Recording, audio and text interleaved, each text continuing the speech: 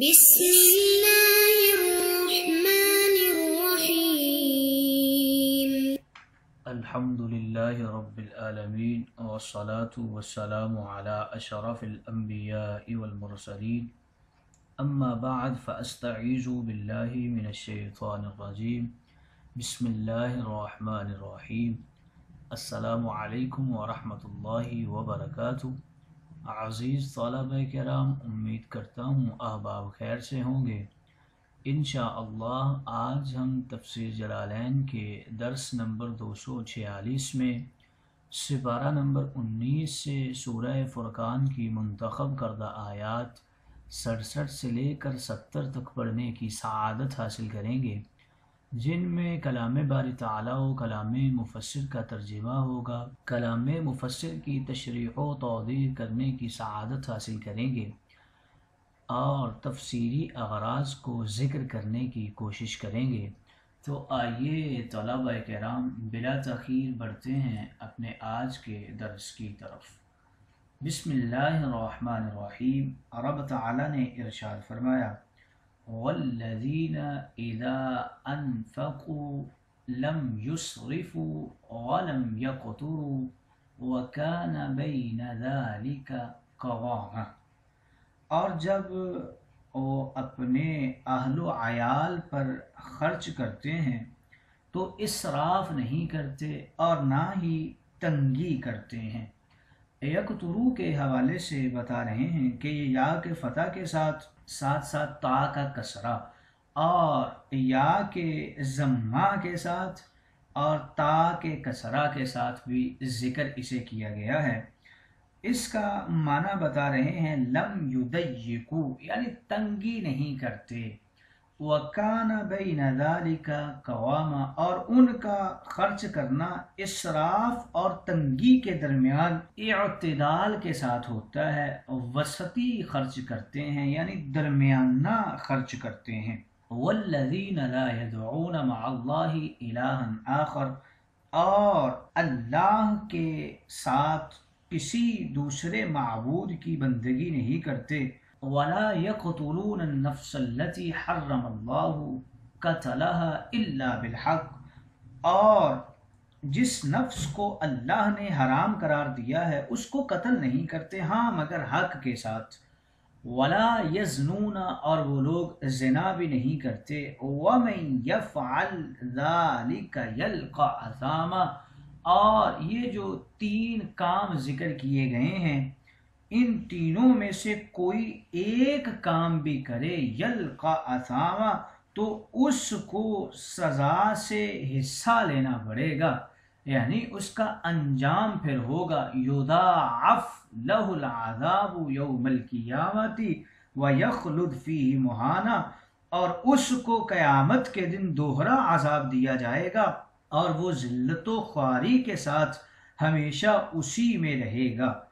بتا رہے ہیں یضاعف کے حوالے سے ایک قراءت میں تشدید کے ساتھ ہے، دونوں فعل یعنی یضاعف اور یخلد مجزوم ہیں یلقا سے بدل الاشتمال واقع ہونے کی وجہ سے، اور مذکورہ دونوں فعل رفع کے ساتھ بھی ہیں یعنی یضاعف اور یخلد. اگر انہیں رفع کے ساتھ پڑھا جائے تو اس وقت یہ مستانفہ ہوں گے، استئناف کی وجہ سے انہیں رفع کے ساتھ پڑھا جائے گا. مہانن کے حوالے سے بتا رہے ہیں کہ یہ یخلد کی ضمیر سے حال واقع ہو رہا ہے. الا من تاب وآمن وعمل صالحا منهم فاولئک یبدل اللہ سیئاتهم حسنات وکان اللہ غفورا رحیما. مگر ان میں سے جو توبہ کرے اور ایمان لے آئے اور نیک عمل کرتا رہے تو اللہ تعالی ایسے لوگوں کے مذکورہ گناہوں کو آخرت میں نیکیوں سے بدل دے گا اور اللہ رب العزت بڑا غفور ہے اور رحیم ہے، یعنی اس صفت کے ساتھ صفت رحم کے ساتھ اور صفت مغفرت کے ساتھ ہمیشہ سے متصف ہے. آئیے طلبہ کرام ترجمہ کے بعد بڑھتے ہیں آج کے درس کی تشریح و توضیح کی طرف. ان آیات مقدسہ میں رب تعالیٰ اپنے بندوں کی صفات بیان فرما رہے ہیں۔ پچھلی آیات میں کچھ صفات ذکر کی گئیں، اب انہی صفات کو رب تعالیٰ آگے ذکر فرما رہا ہے۔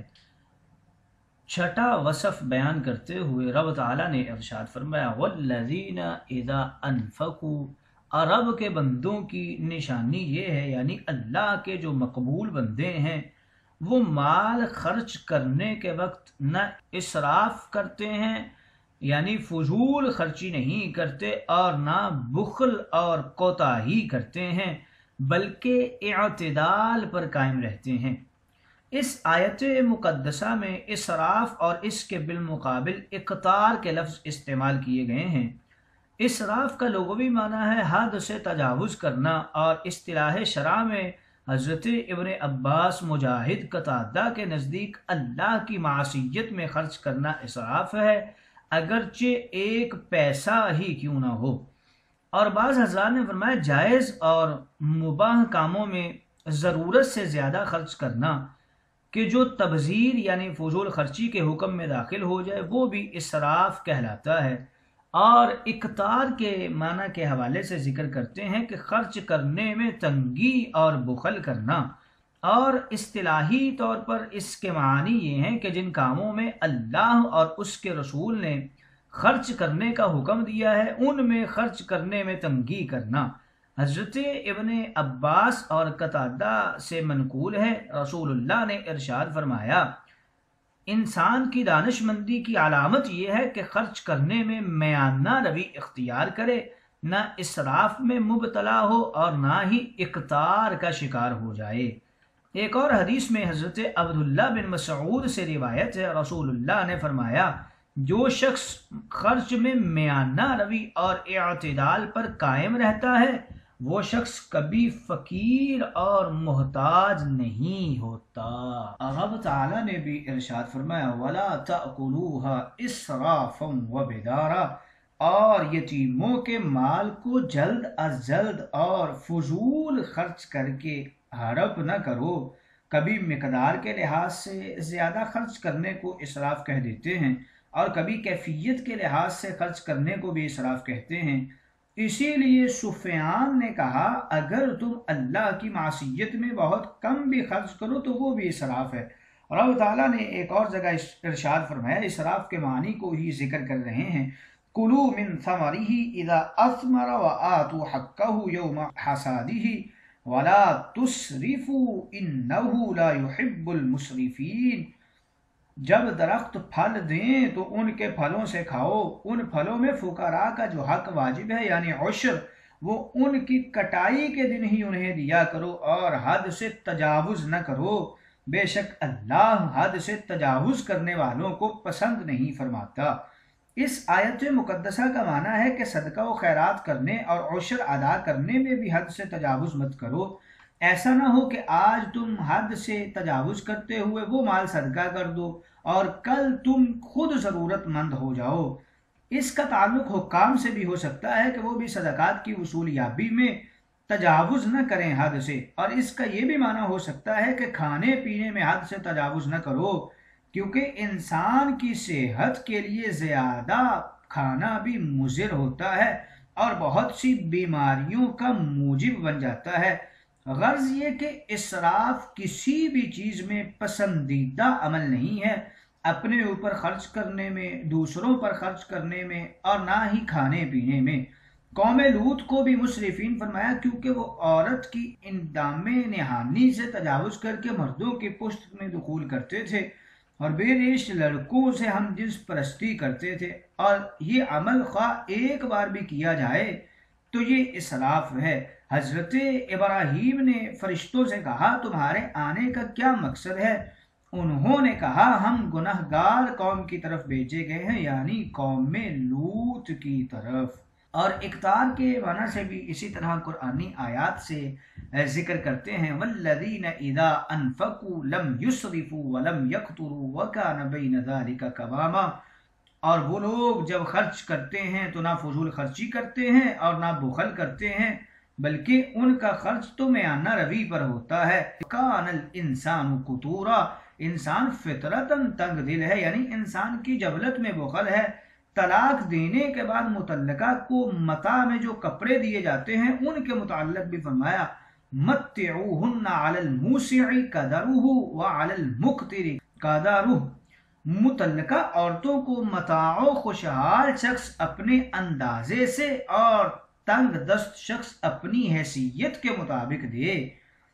قطر کے اصل معنی کے حوالے سے ذکر کر رہے ہیں کہ اس کا معنی ہوتا ہے جلی ہوئی لکڑی کا اٹھتا ہوا دھواں۔ کنجوس شخص بھی کسی شخص کو اصل چیز دینے کے بجائے اس کا دھواں دے کر اس کو ٹالنا چاہتا ہے۔ قطرہ کا معنی ہے دھوئیں کی طرح غبار نما بد رونقی جو چہرے پر چھا جاتی ہے۔ خلاصہ کلام یہ ہے کہ جس جگہ خرچ کرنا ممنوع ہو وہاں خرچ کرنا اسراف ہے، اور جس جگہ خرچ کرنے کا حکم ہو وہاں خرچ نہ کرنا یہ قطر اور بخل ہے، اور جس جگہ جتنا خرچ کرنے کا حکم ہو وہاں اتنا ہی خرچ کرنا یہ میانہ روی ہے۔ امام عبد الرحمن آپ نے اسراف اور اقتار کے دو معنی کیے ہیں۔ خرچ کرنے میں حد سے تجاوز کرنا اسراف ہے، اور جتنا خرچ کرنا ضروری ہو اتنا بھی خرچ نہ کرنا یہ اقتار ہے۔ حضرت عمر بن خطاب رضی اللہ تعالیٰ عنہ فرماتے ہیں کسی آدمی کے اسراف کے لیے یہ کافی ہے کہ وہ ہر چیز کھا لے جس کو کھانے کے لیے اس کا دل کرے۔ اللہ کی معصیت میں خرچ کرنا خواہ قلیل ہو وہ اسراف ہے، اور اللہ کے حق کو ادا کرنے سے منع کرنا یہ اقتار ہے۔ اگلا وصف ذکر کر دیا اپنے بندوں کا والذین لا يدعون مع اللہ الہا آخر۔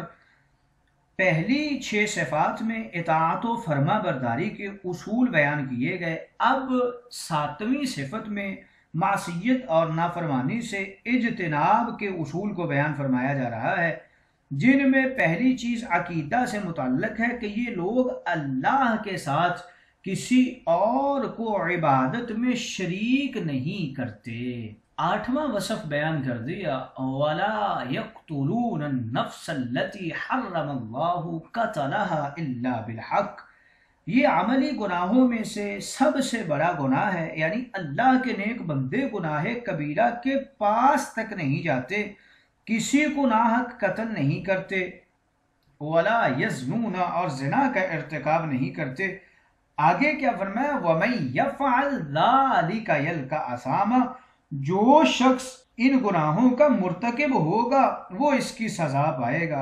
ابو عبیدہ نے اس جگہ لفظ آثام کی تفسیر سزائے گناہ سے کی ہے، اور بعض مفسرین نے فرمایا ہے کہ آثام جہنم کی ایک وادی ہے جو نہایت شدید عذابوں سے پر ہے۔ آگے اس عذاب کا بیان ہے جو جرائم مذکورہ کرنے والوں پر ہوگا۔ آیت کے سیاق و سباق سے یہ بات متعین ہے کہ عذاب کفار کے لیے مخصوص ہے جنہوں نے شرک و کفر بھی کیا، قتل اور زنا کے بھی مرتکب ہوئے، ان کے لیے یہ عذاب ہوگا۔ ان آیات مقدسہ کے شان نزول کے حوالے سے ذکر کرتے ہیں حضرت ابن عباس رضی اللہ تعالی عنہ فرماتے ہیں کہ کچھ مشرکین جب انہوں نے بہت زیادہ گناہ کر لیے اور بہت زیادہ قتل کیے تو بارگاہ مصطفیٰ میں حاضر ہوئے اور کہنے لگے کہ یا رسول اللہ، جس دین کی آپ تعلیم دیتے ہیں وہ بہت عمدہ ہے، لیکن ہمیں یہ بتلائیے کہ ہمارے لیے اس دین میں کوئی نرمی ہے، ہم نے تو اتنے گناہ کیے ہیں۔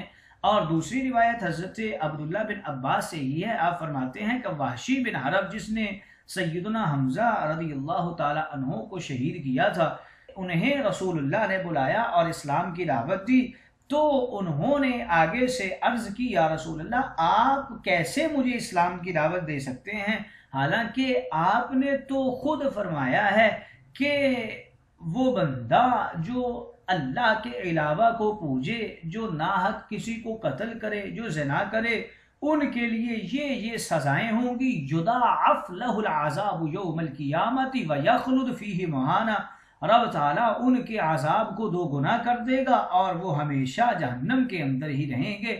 تو میں تو یہ سارے ہی کام کر چکا ہوں، پھر میرے لیے کوئی رعایت کیسے ہو سکتی ہے؟ تو رسول اللہ نے یہ آیت مقدسہ الا من تاب وآمن وعمل عملا صالحا فاولئک یبدل اللہ سیئاتہم حسنات، یہ آیت مقدسہ پڑھ کر سنائی اور فرمایا کہ رب تعالیٰ بڑا غفور ہے، بڑا رحیم ہے، جو سچی توبہ کر لے اور نیک عمل کرتا رہے رب تعالیٰ اس کے گناہوں کو نیکیوں سے تبدیل فرما دے گا۔ اس بات سے یہ بھی معلوم ہوا کہ سچی توبہ سے ہر قسم کا گناہ معاف ہو سکتا ہے۔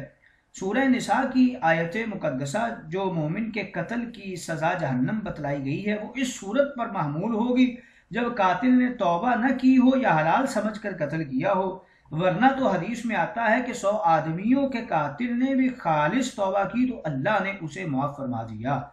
یہاں پر ایک مسئلہ سمجھنے سے تعلق رکھتا ہے، سیئات کو حسنات سے بدلنے کا کیا مطلب ہے؟ حضرت ابن عباس اور حضرت حسن بصری فرماتے ہیں کہ اگر بندہ توبہ کر لے اور نیک عمل کرنے لگے تو اللہ ان کے سیئات کو حسنات میں تبدیل کر دیں گے، بھی طور کے توبہ کے بعد ان کے اعمال نامہ میں صرف حسنات ہی حسنات رہ جائیں گے، کیونکہ شرک و کفر سے توبہ کرنے پر اللہ تعالیٰ کا وعدہ یہ ہے کہ بحالت شرک و کفر جتنے گناہ کیے ہوں گے ایمان قبول کرنے کے بعد پچھلے سب گناہ معاف ہو جاتے ہیں، اور ان معاصی اور سیئات کی جگہ اعمال صالحہ اور حسنات لے لیتے ہیں۔ ابن کثیر نے اس کی ایک اور بھی تفسیر کی ہے کہ انہوں نے جتنے گناہ زمانہ کفر میں کیے تھے ایمان لانے کے بعد ان سب گناہوں کی بجائے نیکیاں لکھ دی جائیں گی۔